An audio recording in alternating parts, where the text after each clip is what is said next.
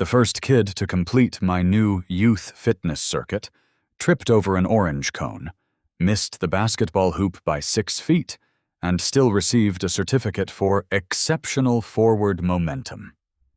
His mother framed it. The HOA president threatened to photograph it. I considered that a successful opening week. My name is Ethan Cole, and I lived in Cedar Ridge Commons outside Knoxville, Tennessee, where the streets were quiet, the lawns were trimmed, and apparently a basketball hoop could become a neighborhood emergency if the wrong woman saw teenagers enjoying it. Mine stood at the edge of my driveway. Portable base, clear backboard, adjustable rim. Nothing fancy. I bought it 2 years earlier after realizing the neighborhood had exactly 1 playground, 2 decorative ponds, 3 miles of walking paths, and nowhere a kid could shoot a basketball without somebody telling them to move along. I was not a coach. I worked as a commercial equipment salesman and spent most weekdays driving between warehouse clients. But I had played basketball through high school, badly enough to never develop delusions about scholarships, and well enough to still enjoy teaching someone how not to launch the ball directly into a mailbox. The hoop became popular by accident. My neighbor's son, Noah Bennett, started using it first. Then his friend Marcus. Then 3 younger kids from the next street. Nobody organized practices. They showed up after school, shot around for 20 minutes, argued about whether a shot from behind my recycling bin counted as 3 points, and went home. I had one rule: no basketball before 10 in the morning. That rule existed because a bouncing ball sounds like construction equipment when you are sleeping. The second rule was no climbing the rim. The third rule was created after Marcus attempted to dunk while wearing rollerblades. No rollerblades. He looked at me. Why? Because I enjoy not explaining things to paramedics. That seemed fair. For almost a year, nobody complained. Then Sylvia Crowley became president of the Cedar Ridge Commons, HOA. Sylvia was 52, wore perfectly pressed walking clothes, and believed recreation should happen in designated recreational areas with the efficiency of airport baggage handling. The first time she mentioned the hoop, I was pulling weeds beside the driveway while Noah practiced free throws. She stopped on the sidewalk. Ethan. Sylvia. She looked at the hoop. Is that permanent? No. It appears permanent. It has wheels. She walked closer. The base was filled with sand. The backboard leaned slightly because one bolt needed tightening. It was the least permanent-looking object on the street. The architectural guidelines prohibit freestanding sports structures visible from the street. I wiped dirt from my hands. Sports structures? Basketball goals. It says basketball goals? Not specifically. Then what does it say? Recreational apparatus inconsistent with front drive appearance. I stared at the hoop, then at the playground visible between 2 houses down the street. So basketball is inconsistent with recreation? That is not what I said. No. You said it with more nouns. Noah missed the free throw. The ball bounced toward Sylvia. She stepped backward like it contained bees. Noah ran over. Sorry. He picked it up. Sylvia looked at him. Where do you live? He pointed next door. She nodded, then looked at me. This is becoming a gathering point. 3 kids. Today. Sometimes 4. That is how gathering works. Her expression tightened. You should move the hoop behind the house. My backyard slopes. Then remove it. Noah looked at me. I looked at Sylvia. Why? Because it is visible. So are cars. Cars belong on driveways. So does driveway basketball. She did not enjoy that answer. 3 days later, I received a courtesy notice. Unapproved front-facing recreational equipment. Correction requested.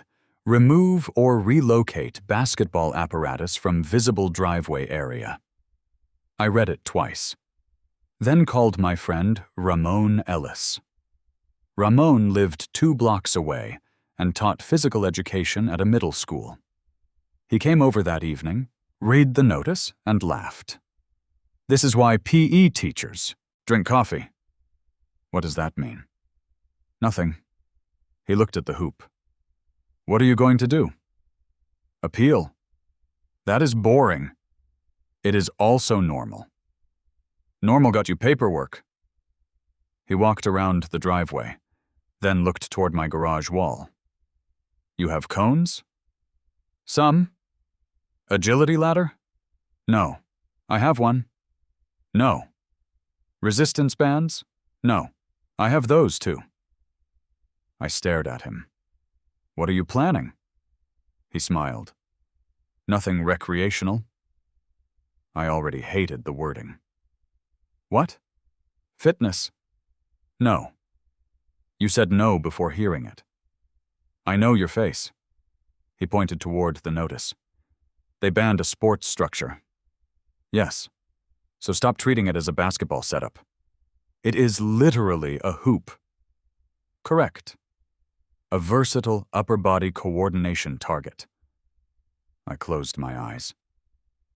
Go home. He did not. The idea grew anyway, not as a loophole. That part mattered. If I simply called the hoop fitness equipment, Sylvia would laugh. The HOA would fine me, and I would deserve it. But Ramon had been complaining for months that kids in the neighborhood had nowhere to do basic conditioning safely. The walking path was crowded with adults in the evening. The playground equipment was built for younger children. The clubhouse gym prohibited anyone under 16 without an adult. A driveway, however, was flat. Visible. Easy for parents to supervise. And mine already had kids using it. So we built an actual youth fitness circuit. Temporary. Portable. No structures bolted down. 2 agility ladders. 6 cones. Chalk markings. Jump rope station. Balance step. Short shuttle sprint. 1 medicine ball. And the basketball hoop at the final station. The circuit took about 8 minutes. Nothing extreme. No heavy weights. No dangerous jumps. Ramon designed it for kids from roughly 11 to 16. Parents had to be present or give permission. The first version looked embarrassingly professional. That was Ramon's fault. He laminated instruction cards. Station 1, footwork. Station 2, balance. Station 3, shuttle. Station 4, jump rope. Station 5, target throw. The target throw was the hoop. I stared at the sign. You removed basketball from basketball. It is movement education. That sounds like a grant proposal. Thank you. That was not praise. We started Saturday morning. 5 kids, no music, no whistle, no crowd. Ramon demonstrated each station. Noah went first. He tangled himself in the agility ladder within 8 seconds. Marcus completed the shuttle sprint but forgot where to stop and nearly ran into my garage. 12-year-old Ava Monroe finished every station correctly, then missed all 3 shots at the hoop. She looked disappointed. Ramon handed her a clipboard. Record your time? My score was terrible. Score is not the point. What is? Finish. She looked confused. That is boring. Correct. Then she smiled. By noon, the kids were competing against themselves instead of each other.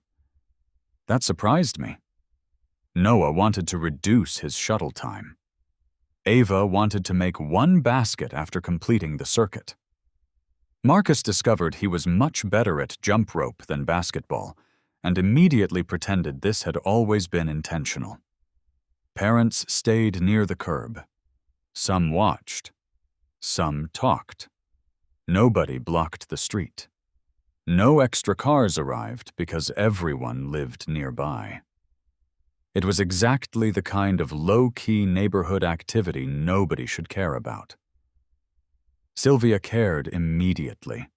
She appeared at the end of my driveway around lunchtime. She looked at the cones, then the agility ladders, then the instruction cards, then the hoop. Her expression hardened. "What is this?" "Youth fitness training." "No."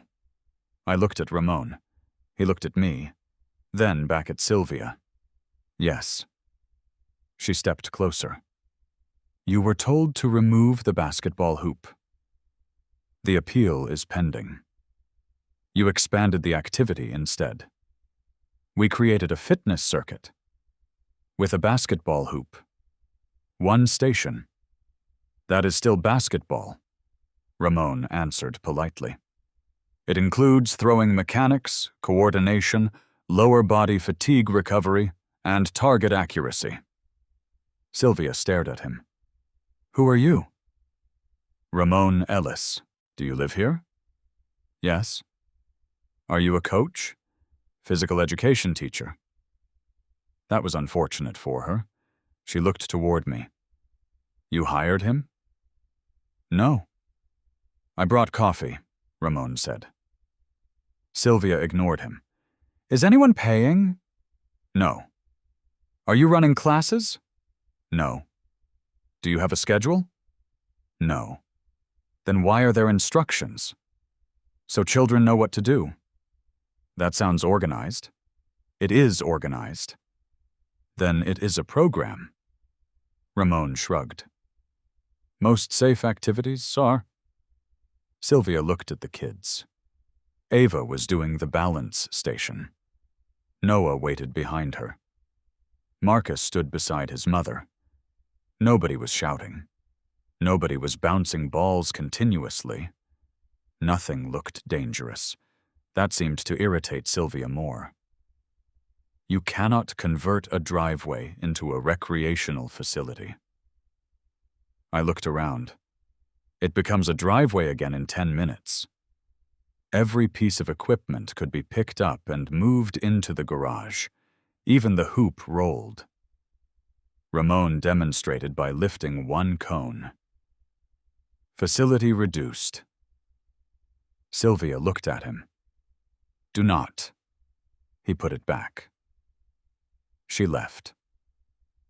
The second notice arrived Monday. New category: unauthorized group fitness activity / driveway use intensification.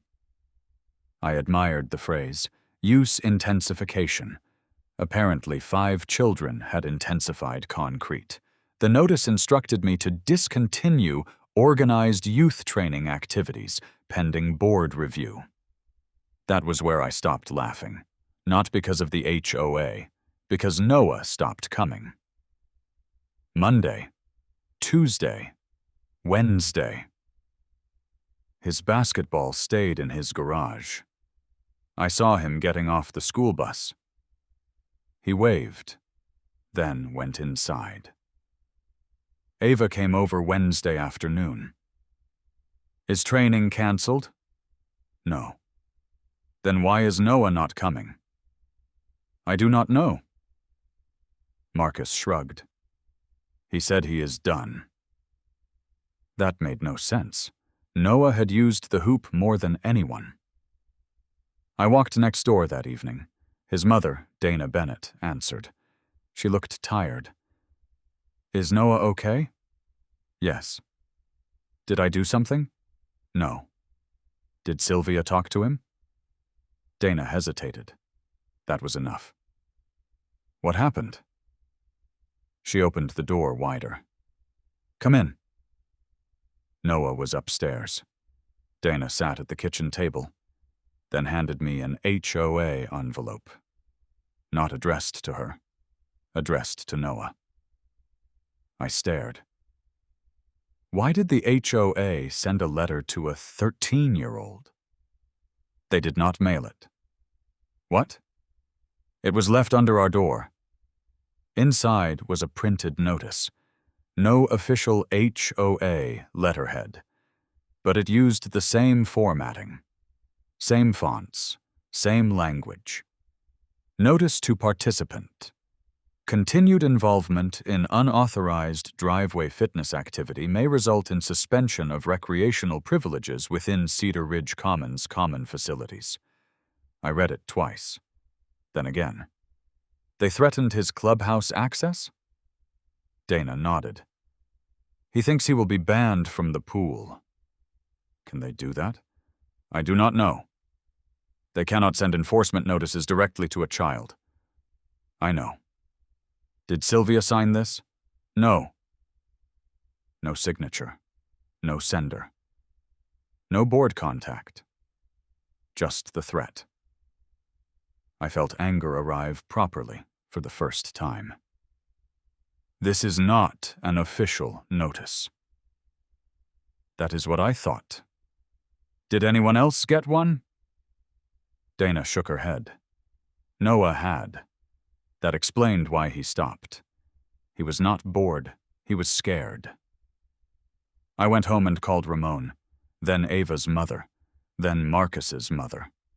No one else had received anything. Only Noah. Why? The mystery began there. Not anonymous vandalism, not secret finances, not buried history. Someone had singled out one 13-year-old and used HOA language to scare him away from my driveway.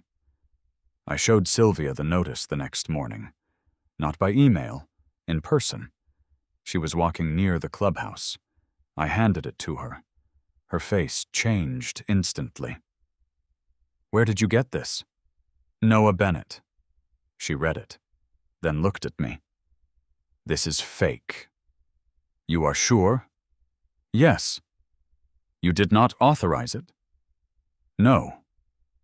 The board? No. Architectural committee? No. She looked angry, genuinely angry. Who gave this to a child? That is what I am asking. She read the threat again. Suspension of recreational privileges? Then she shook her head. We do not even use that phrase. That detail mattered.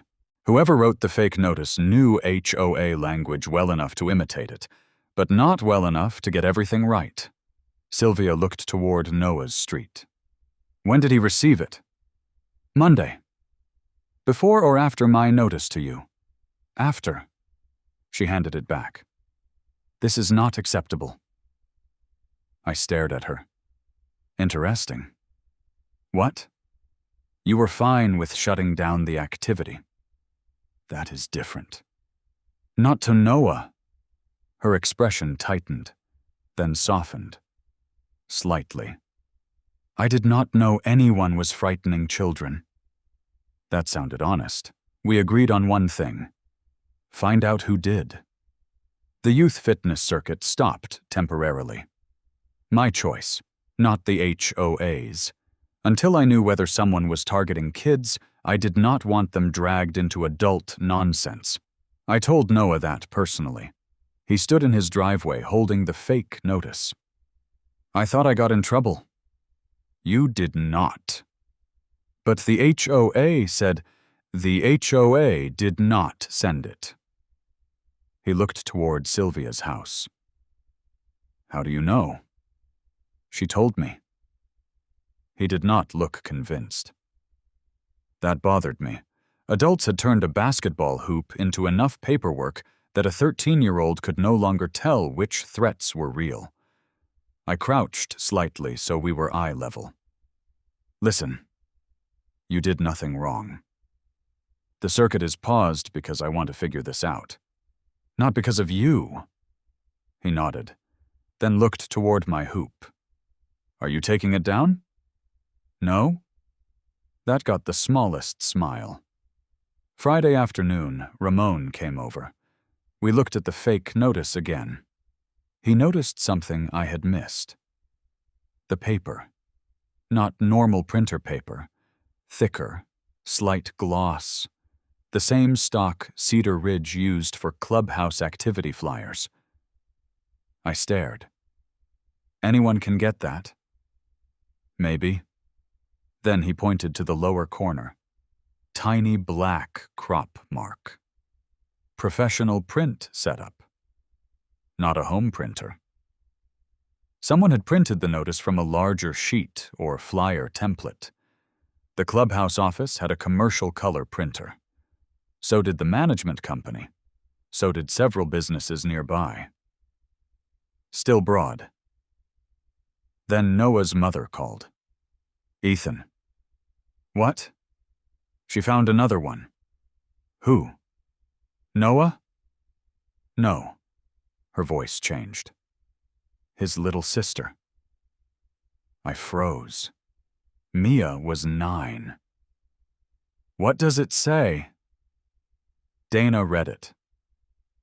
Final participant warning.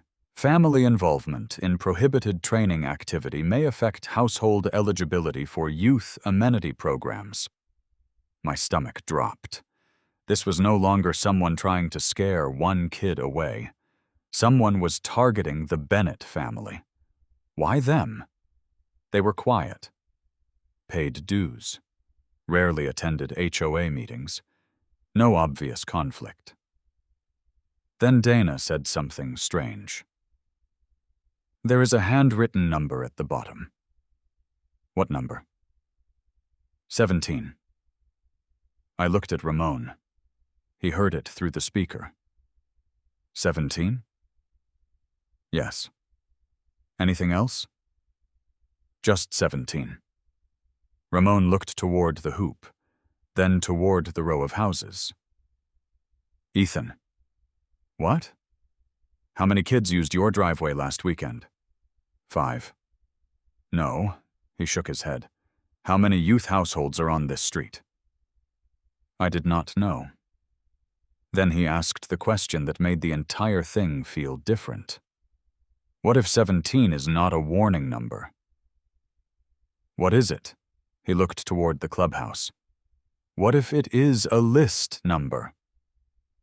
I stared at him. Somebody had copied HOA formatting, used clubhouse quality paper, threatened children with fake restrictions, and marked the second notice with a number that seemed completely unrelated to the hoop. The basketball ban had become the visible argument. But someone inside Cedar Ridge might be using the confusion around it to pressure one family for a reason we had not even discovered yet. And before I reopened the driveway, I needed to know why Noah Bennett was apparently number 17. The number 17 turned out not to be a household number. It was a locker, specifically Locker 17 inside the youth room at the Cedar Ridge Clubhouse. I discovered that because Noah knew immediately. When I asked whether the number meant anything to him, he stared at the fake notice, went quiet, then said, "That's my locker." Ramon looked at me. I looked at Noah. Then Dana said, "What locker?" The youth room sat behind the clubhouse gym and held sports equipment, board games, pool, noodles, old soccer balls, and 24 narrow metal lockers assigned to kids during summer programs. Noah had been given Locker 17 at the beginning of June because he attended the HOA's teen fitness sessions twice a week. That made the fake notices much less random. Someone was not just targeting the Bennett family. Someone knew Noah's youth program details, and that information was not public. Dana's face changed when she realized that. Who has access to the locker list? Noah shrugged. Coach, maybe. Which coach? Mrs. Palmer. I knew the name. Erin Palmer ran most of the summer youth programming for Cedar Ridge. She was 29, energetic, permanently sunburned, and had the rare ability to convince 12-year-olds that stretching counted as an activity. She was not HOA leadership. She worked part-time for the management company. I called Sylvia. She answered immediately. "You found something?" "Locker 17. Silence. Then, "What?" I explained. Her tone changed. "That list is internal." "Exactly. How did whoever made the fake notice know it?" "I was hoping you could tell me." "I cannot. Who can access it?" "Management staff." "Board?" "If requested." "You?" "Yes." "Anyone else?" "Program coordinator." "Erin?" "Yes."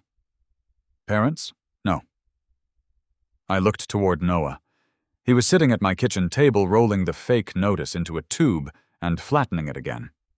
Sylvia continued. "I am going to the clubhouse." "So am I." "No!" I almost laughed. "You do not get to say no. This is HOA business. A child was threatened using internal information. That is why I need to handle it. That is why I am coming." She exhaled, then gave in. "Fine." The clubhouse youth room smelled like rubber mats, chlorine, and whatever chemical mixture results when 15 children leave sneakers in one place. Erin Palmer met us there. She looked confused. "What happened?" Sylvia closed the door. I showed her the notices. She read the first, then the second. Her expression changed. "These are fake. We know." She looked at the number. 17. "You recognize it?" "Noah's locker." "Yes." She looked genuinely disturbed. "I did not make these." Nobody had accused her yet. That mattered. Sylvia asked, "Who has the locker assignment sheet?" "I do." "Where?" "Office drawer." "Locked?" Erin hesitated. "Usually." That was not the answer anyone wanted. "Usually, if I am running sessions, the drawer stays open." "Who uses that office?" "Me." "Maintenance sometimes." "Front desk volunteers. Summer program assistants." "How many assistants?" "3." Ramon leaned against the wall. "Teenagers?" "2 college students and 1 high school senior." That expanded the mystery in a new direction. Not board corruption, not some powerful HOA conspiracy, a small youth program with messy access. Anyone could have seen Locker 17, but why would they weaponize it? Erin looked toward the basketball hoop visible through the clubhouse windows, then at me. "Does this have anything to do with your driveway thing?" "Yes," she frowned. "I heard about that." "From who?" "Everyone." "Fair." Sylvia crossed her arms. "This is exactly why unauthorized programs create problems." I turned. "No." She looked at me. "No? Do not do that." "Do what?" "Use fake threats against kids to justify your original complaint." Her expression hardened. "I am not." "You just said exactly why." "I said confusion creates vulnerability." "The confusion came from adults turning a hoop into paperwork." Ramon nodded.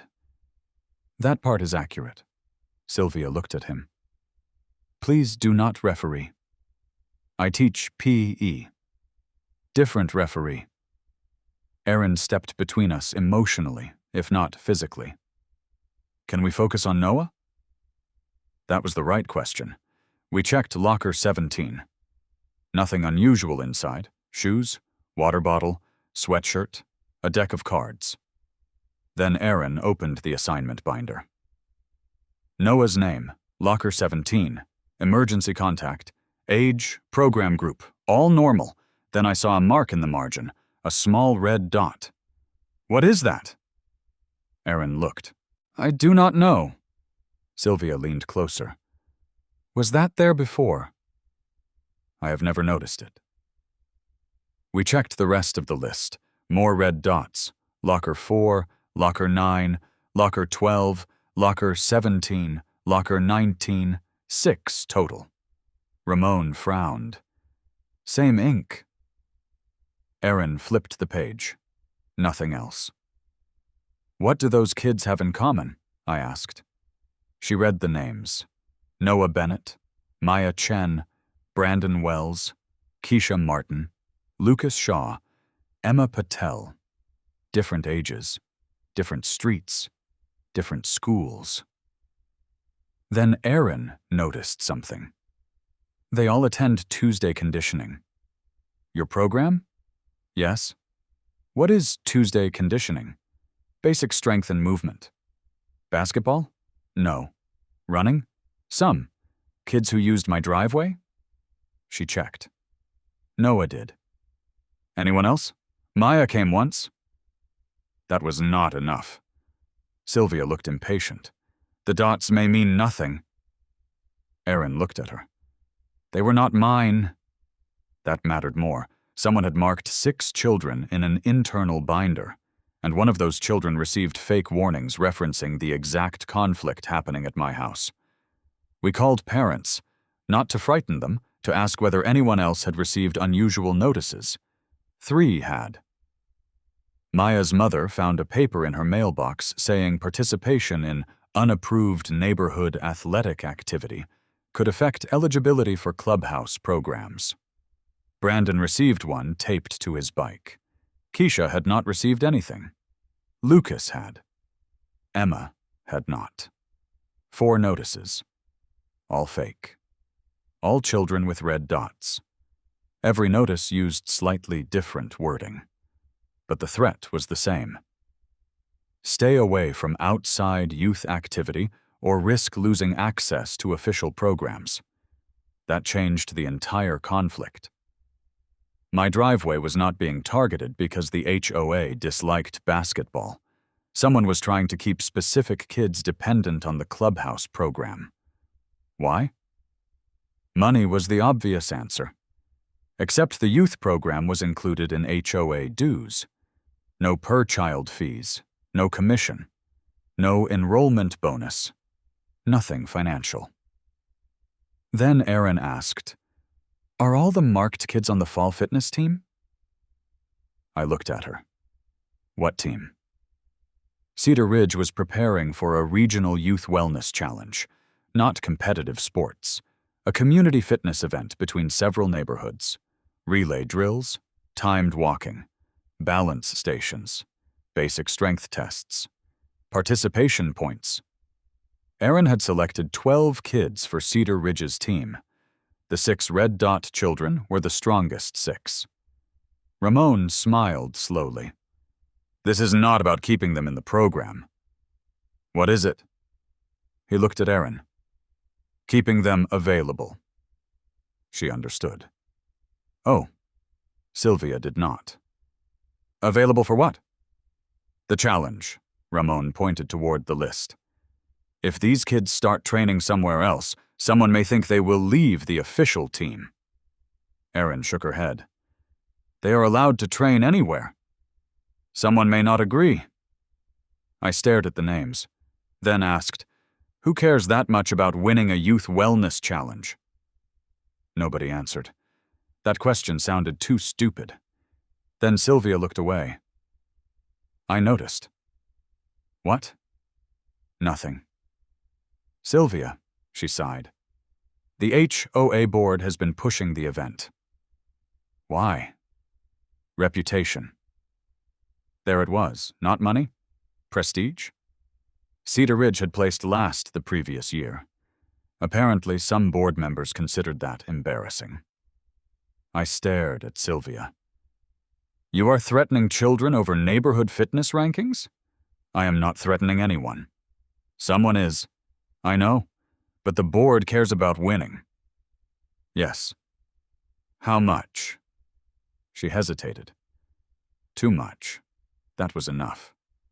The Regional Wellness Challenge published neighborhood rankings online. Participation, completion rates, youth engagement, Cedar Ridge had finished near the bottom 2 years in a row. Sylvia wanted improvement because neighboring associations had begun using those rankings in marketing materials. It was ridiculous, but believable. She had not ordered fake notices. I believed that. But someone around the program clearly thought protecting the official team mattered enough to scare kids away from outside training. Ramon leaned toward me. This is getting dumber. Yes. Good. Why good? Dumb problems usually have simple pressure. Points! I hated when he sounded optimistic. We reopened the fitness circuit Saturday. Not because the mystery was solved, because the parents of all 6 marked kids agreed. That part mattered. Every parent received a copy of the rules. No participation requirement, no promise to join the HOA team, no money, no competition against clubhouse programs, just optional movement drills. Sylvia attended, not as enforcement, as observer.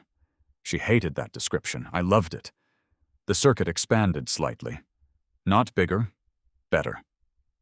Ramon added timed footwork, short medicine ball passes, balance holds, a reaction drill using colored cones. Basketball remained the final station. 1 shot after every circuit. Make or miss did not matter.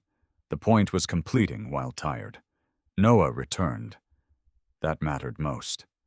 He stood at the edge of the driveway holding his ball. I can still use the pool? Yes. Even if I train here? Yes. Promise? Sylvia answered before I could. Yes. Noah looked at her. She looked uncomfortable. I am HOA president. He waited. That means? It means if anyone tries to suspend your access because you trained here, they answer to me. That helped. He nodded, then stepped onto the agility ladder. Ramon whispered, "Trust restored at approximately 40%.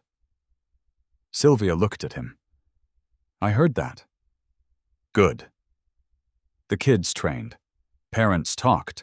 No crowd. No chaos. The hoop became just one station among many. Exactly what Sylvia had tried to prevent. Then something funny happened. Adults started joining. Not officially. Parents standing around began testing the balance station. One father attempted the shuttle sprint and pulled something he claimed was not a hamstring, just a disagreement. Sylvia tried the reaction cones. She was terrible. Ramon timed her. 11.8. She stared.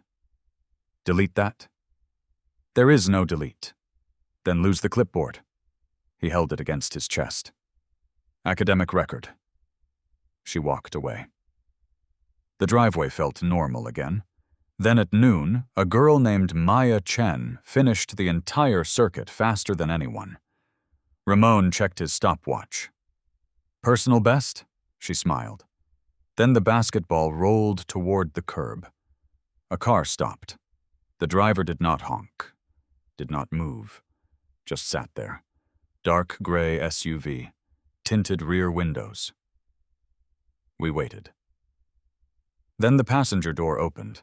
A teenage boy stepped out, maybe 17, Cedar Ridge volunteer shirt. I recognized him from the clubhouse, one of Aaron's assistants, Caleb Monroe. He looked toward the kids, then toward Sylvia. His face changed. He got back into the SUV. They drove away. Aaron, who had come over to help, stared. That was Caleb. Does he work today? No. Who was driving? I do not know. Ramon looked toward me, then at Sylvia. That reaction was not normal. No, it was not. We called Caleb that afternoon. No answer. Aaron texted. Nothing. Sunday. No answer. Monday morning, he showed up at the clubhouse like nothing happened. Sylvia and I were waiting. He stopped when he saw us. Am I in trouble? That was not a good opening. I showed him the fake notices. His face went pale. You made these? No. Do you know who did? Silence. Sylvia stepped forward. Caleb. He looked at the floor, then said, I printed them. There it was. Not the whole answer, but enough. Why? He swallowed. I thought I was helping. That phrase is responsible for more bad decisions than malice. Helping who? The team. Who told you to? No one. Sylvia stared. You independently forged HOA notices to children? They were not supposed to look official. I held up one. They look official. I used the youth flyer template. Why threaten privileges? I thought if they believed official programs mattered more, they would stop going to Ethan's driveway. Why? He finally answered. Because Mr. Dobbins said we had to keep our strongest kids focused. Sylvia froze. I had never heard the name. Erin had. Her expression changed. Coach Dobbins?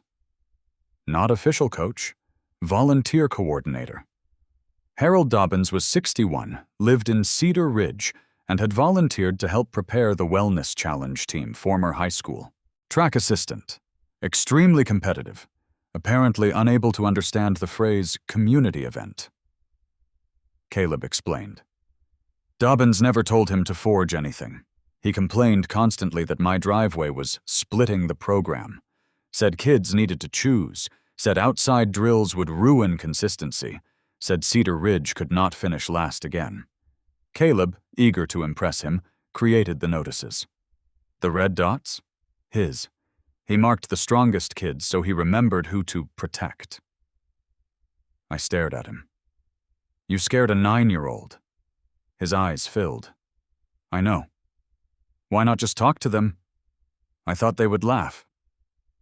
Ramon, standing behind us, answered quietly. They probably would have. Caleb nodded. That hurt him more. Sylvia did not explode. I expected her to. Instead, she looked tired. You are done volunteering until we review this. He nodded. You will apologize to every family. Another nod. And you will never use HOA formatting for personal messages again. Yes. Then she added, also, the Wellness Challenge is not the Olympics. Caleb almost smiled. That part of the mystery was solved. But Harold Dobbins remained. And he did not like being blamed. He arrived at my house Monday evening. No warning, no clipboard, no HOA authority. Just anger. You are undermining the team. I stood on the driveway. The kids are not owned by the team. That is not what I said. You said they need to choose. They need consistent training. Then give them good training. We do? Great. So do we. You are not qualified. Ramon stepped out of my garage. Hi. Harold recognized him. His face tightened. I know who you are. Excellent. This is not school. No. It is a driveway. Yes. You are creating bad habits. Which ones? Harold pointed toward the hoop. That. I stared. Basketball? Fatigued shooting. Ramon smiled. That is coordination under load. That is sloppy mechanics. Depends on age and purpose. You are confusing children. Ramon looked toward me. He uses the word confusing when he means not mine. Harold ignored him. Then he said the sentence that shocked me. If those kids train here, they are off the Cedar Ridge team. I stared. You can do that? Yes. Sylvia's voice came from the sidewalk.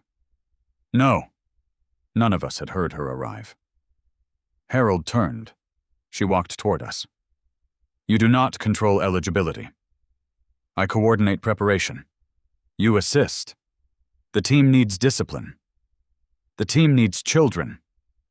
They agreed to represent Cedar Ridge. They did not agree to exclusivity.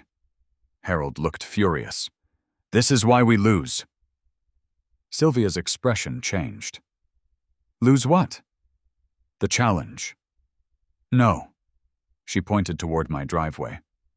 This is what we lost. He frowned. She continued. Kids stopped feeling safe enough to exercise because an adult competition became more important than their confidence. That was the moment Sylvia finally saw the entire thing. Not my hoop, not visual appearance, not HOA rankings.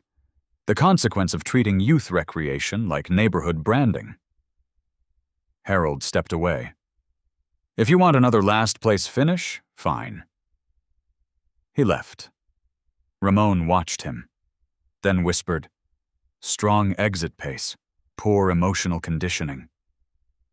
Sylvia laughed unexpectedly. It was brief, but real. The board removed Harold from the event program the next day. No giant hearing, no resignation scandal, just, thank you for volunteering. We are going another direction. The Wellness Challenge team became optional again. Kids could train anywhere. No exclusivity, no informal pressure. The fake notices were formally disavowed. Families received written confirmation that clubhouse privileges were unaffected. That should have settled everything. Then Sylvia looked at my basketball hoop. The original violation still exists. I stared. You are unbelievable. She held up one hand. I said exists. Not that I agree with it. That was new. The rule does prohibit front-facing recreational apparatus. So the board still has to decide what the rule actually means. Ramon sighed. Here we go. Sylvia looked toward the fitness circuit. Your training area changed the issue. How? It is not just basketball anymore. Correct. And the rule was written years before anyone thought about multi-use fitness setups. Correct. So now we have a problem. I smiled. You mean you have a problem? She looked annoyed. Yes. That felt good. Then she gave me 1 week, not to remove the hoop, to present a proposal, not a legal defense, not an appeal, a better rule. I stared at her. You want me to rewrite HOA policy? I want you to explain what should be allowed. That sounds like work. You started a training area. You banned a hoop. She thought about it. Shared responsibility. Absolutely not, she smiled. That worried me more than the fine. Part 3 would no longer be about proving a basketball hoop could technically count as fitness equipment. It would be about deciding whether a neighborhood built for families actually wanted young people visible while doing family things. And for the first time since Sylvia walked onto my driveway, she was no longer asking how to remove the hoop. She was asking what would happen if Cedar Ridge made room for it. The first draft of my proposed HOA recreation rule was 17 words long. Kids should be allowed to play outside, unless they are actually causing a problem. Sylvia read it twice. Then she looked at me. This is not policy. It is excellent policy. It has no definitions. That is part of its charm. No thresholds. Also charming. No enforcement procedure. Beautiful, isn't it? Ramon leaned over my kitchen counter. I would vote for it. Sylvia pointed at him. You are not helping. He nodded. Support withdrawn administratively.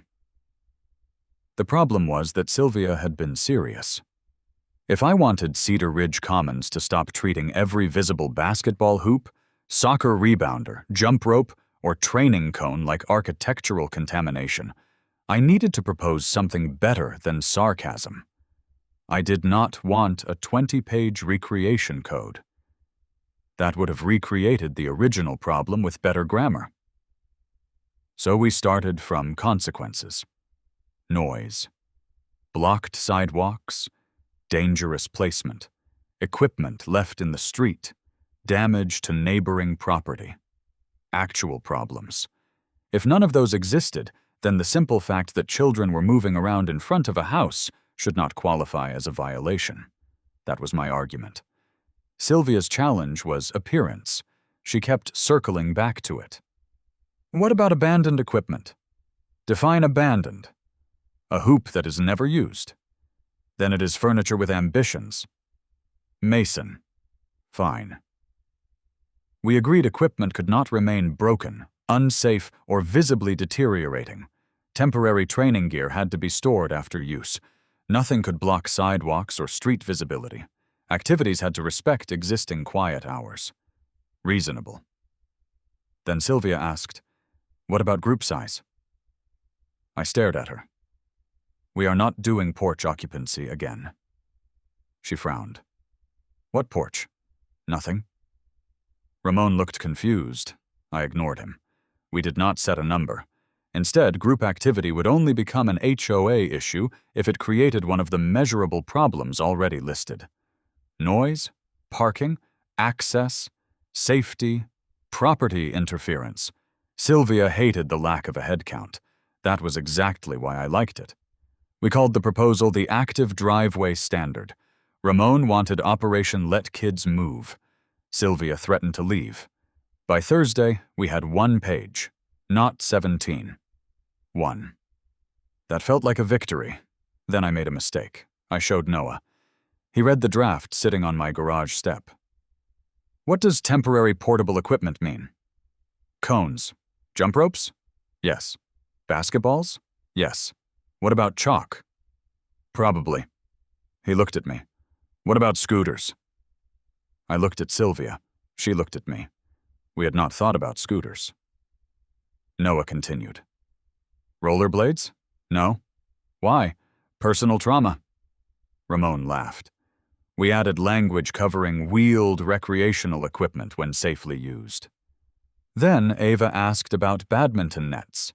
Marcus asked about street hockey. Maya asked whether dance practice counted as fitness. Within 24 hours, the kids had exposed every weakness in the draft. That was useful. They did not think in HOA categories.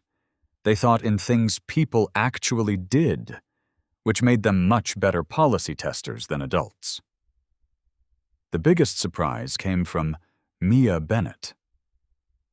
9 years old, recipient of one of Caleb's fake notices. She stood beside the driveway while we were discussing equipment storage. Then she asked, "If adults can put decorations in front yards, why can't kids put sports things?"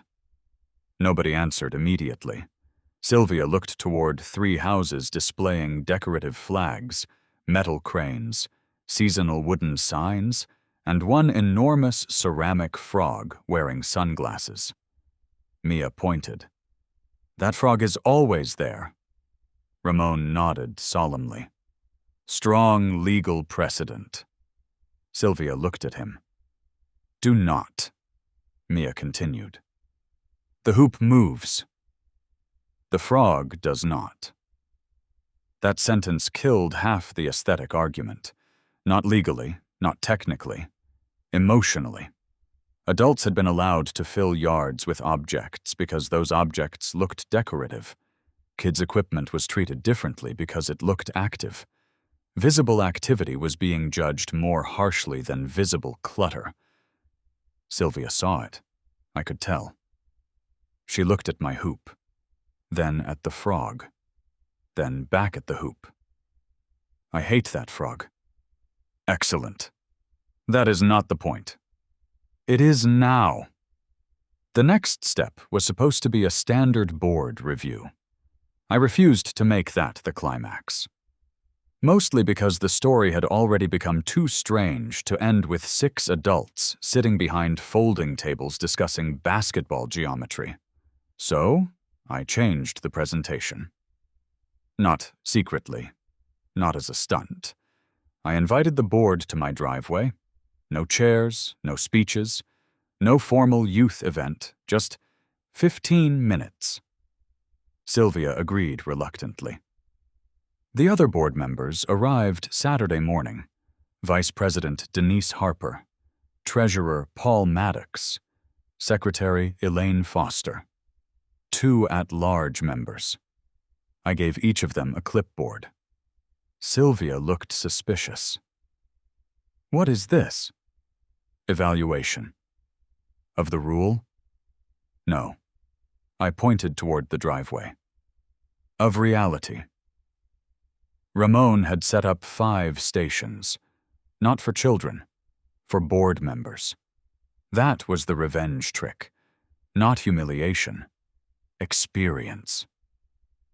Station 1 was the empty basketball hoop. Question: does this object currently create noise? Everyone wrote no. Station 2 was an agility ladder folded beside the garage. Does this obstruct traffic or pedestrian access? No. Station 3 was 6 cones stored in a plastic bin. Does this create visual nuisance when not in use? No. Station 4 was a basketball sitting beside the porch. Does this create a problem solely by being visible?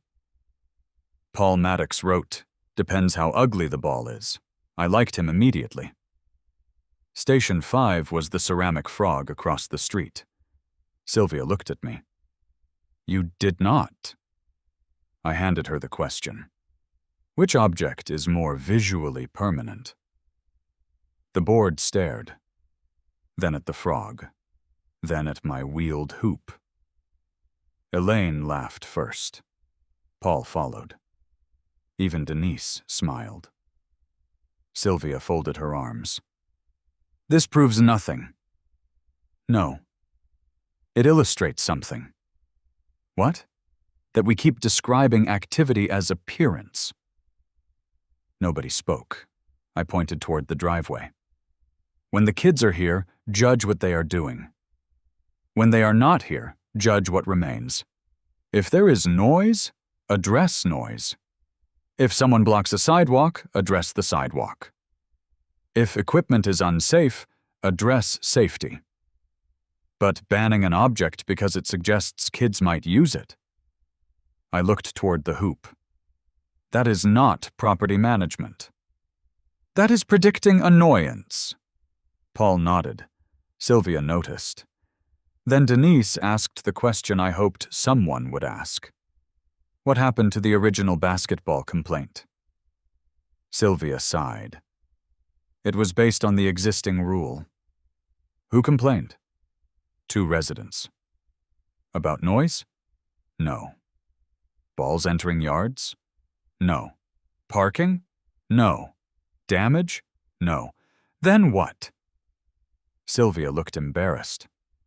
Visibility. Paul stared at the hoop. That is all? Yes. He looked toward me. I thought there was more. So did I. That sentence mattered. The entire conflict had grown because vague language made everyone assume there must be a serious underlying issue. There was not.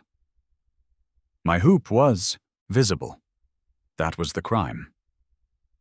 The board did not vote that morning. Good. Instead, they walked home carrying the 1-page draft. I thought I would spend the next week waiting. Then Cedar Ridge's Regional Wellness Challenge happened.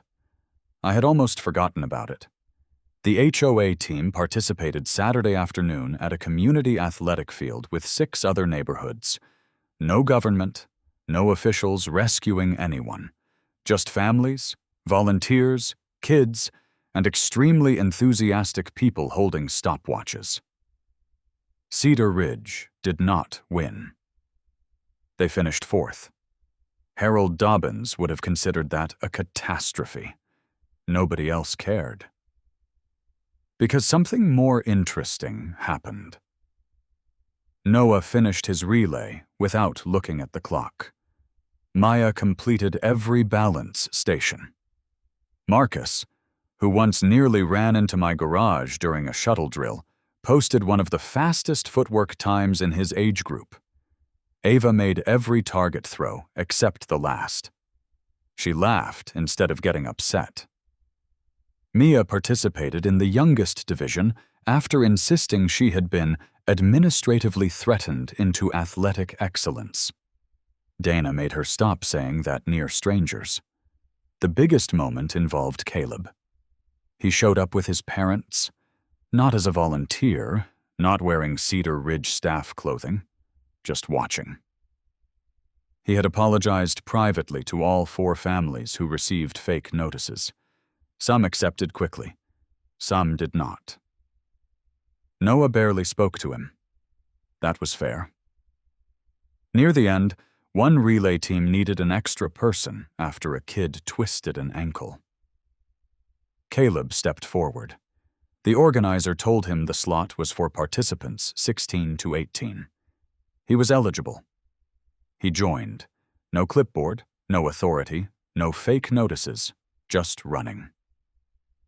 He finished near last. Ramon stood beside me. Character development through cardiovascular punishment. I laughed. That sounds cruel. It is educational. The event ended with Cedar Ridge nowhere near first place. Sylvia looked at the scoreboard, then smiled. You are taking this well. She looked at me. I learned something. What? 4th is not fatal. Remarkable. Do not ruin it. The board approved the active driveway standard 4 days later. Not because the wellness event magically proved me right, because the old rule did not distinguish between actual nuisance and visible recreation. They replaced it. Portable residential sports and fitness equipment could remain in front-facing driveways as long as it was maintained, safely positioned, and did not create measurable interference. Temporary training equipment had to be stored after use. Quiet hours still applied. No commercial training without whatever approvals existing rules required. Simple, specific, useful. My violation disappeared automatically because the rule that created it no longer existed. That was satisfying. But it was not the revenge. The revenge happened because Sylvia had one more decision to make. Cedar Ridge's next newsletter needed a photograph for the new recreation standard. The management company suggested a generic stock image. Sylvia rejected it. Then she called me. I need a picture. Of what? Your driveway. I laughed. No. Mason. You find the hoop. The old rule find the hoop. You signed it. Technically. And now you want it in the newsletter? Yes. What section? She hesitated. I knew immediately. Family-friendly recreation? She sighed. Yes. I sat down. This is beautiful. It is administrative. It is art. Do you consent to the photo? Under one condition. No giant banner. I was not going to say banner. No sarcastic caption. Also not. What? The kids choose the setup. She stared at me. That is dangerous. Very. She agreed. Saturday morning, Noah, Maya, Ava, Marcus, and Mia arranged the driveway. Agility ladder, 4 cones, jump ropes, basketball hoop, nothing exaggerated. Then Mia created the sign. I did not help, neither did Ramon. She wrote it in giant marker. Cedar Ridge. Youth fitness area. Underneath. Hoop survived. Sylvia arrived. She saw the sign. No. Mia looked at her. Why? It is not professional. You threatened my pool. Sylvia froze. Mia immediately added, Not you, personally. Dana stepped forward. Mia. What? Sylvia looked at the sign again, then laughed. Fine. The photo ran in the newsletter, not front page, inside, under the heading Updated Driveway Recreation Guidelines. The hoop stood clearly in the background. The same hoop, same driveway, same visible location. The object Sylvia originally wanted removed became the HOA's example of compliant family recreation. That was the revenge. Not destroying her, not embarrassing her at a meeting, not forcing an apology. Her own association had to use my banned basketball hoop to explain why basketball hoops were now allowed. Louis from the porch story would have framed that. I settled for printing one copy. Ramon laminated it without permission. Of course he did. The youth fitness area continued after that. But I changed it. No formal program, no regular schedule, no attempt to become neighborhood coach. Kids came when parents allowed it. Sometimes Ramon helped. Sometimes I did. Sometimes nobody trained, and they just played horse. That mattered. The driveway did not need to justify basketball through fitness forever. That would have accepted Sylvia's original premise. Basketball could simply be fun. Fitness could simply be useful. Kids did not need to package every activity as something productive before adults considered it worthy of space. Noah became more confident. Not dramatically. He still hated conditioning. He still complained about lunges. But he stopped looking over his shoulder whenever an HOA vehicle passed. One afternoon he missed 6 shots in a row, then made the 7th. He smiled. Target accuracy. I looked at him. Basketball. Coordination under load. Basketball. He laughed. That felt like things returning to normal. Caleb never returned as a youth program assistant. That consequence remained. Not because Sylvia wanted revenge, because adults working with kids needed trust. He finished high school that year, and later sent Ramon a message asking about becoming certified as a youth sports volunteer properly. Ramon gave him information. No promises, no instant redemption, just a better next step. Harold Dobbins avoided my driveway. I considered that a community amenity. The HOA wellness team changed too. No more rankings discussed in newsletters. No pressure about beating neighboring communities. The following year, participation doubled anyway. Funny what happens when children are allowed to enjoy something without adults turning it into reputation management. Sylvia remained HOA president. I was glad she did, not because we became best friends. We did not. She still loved procedures, still sent emails with numbered subsections, still believed trash cans should disappear from view approximately 14 seconds after collection. But she got better at asking one question before enforcing anything. What actual problem is happening? Sometimes the answer was real. A driveway game blocked traffic. A rebounder kept sending balls into a neighbor's roses. Someone left equipment across the sidewalk overnight. Those got addressed. Other times, the answer was, I just do not like seeing it. That stopped being enough. Months later, Sylvia walked past while 6 kids were using the driveway. Cones out, jump ropes moving, basketball bouncing, Ramon timing a shuttle sprint. She stopped. I expected a complaint. Instead, she pointed toward Marcus. He skipped the last cone. Marcus froze. Ramon checked. He did, Marcus protested.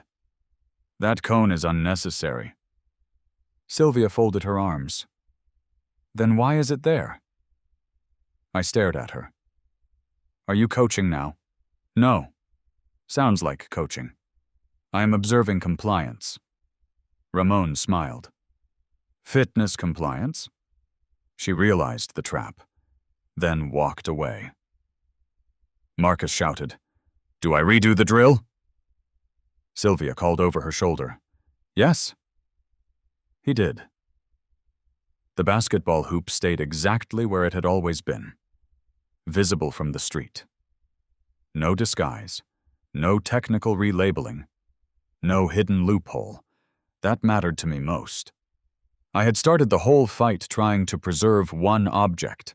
By the end, the better victory was preserving the idea that young people were allowed to be visible in their own neighborhood. Not everything needed to look quiet to be healthy. Not every driveway needed to resemble an unused real estate photograph. Sometimes a basketball bouncing meant a kid was outside. Sometimes cones meant someone was getting stronger. Sometimes a missed shot was simply a missed shot. And sometimes an HOA needed to learn that the cleanest-looking neighborhood could still be failing families if every sign of actual life was treated as visual clutter. Sylvia banned my driveway basketball hoop, so I turned the driveway into a youth fitness training area. That forced everyone to stop arguing about what the hoop looked like and start asking what the space actually did. Then, once the HOA understood that, we did something even better.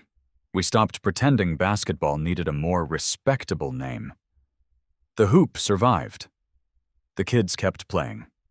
The fake threats disappeared. The training program became healthier because it stopped caring about rankings.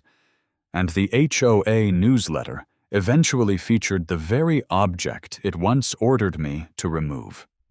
At Sovereign Verdict, those are my favorite victories, the ones where ridiculous HOA pressure does not just get defeated, it accidentally creates a better rule than the neighborhood had before.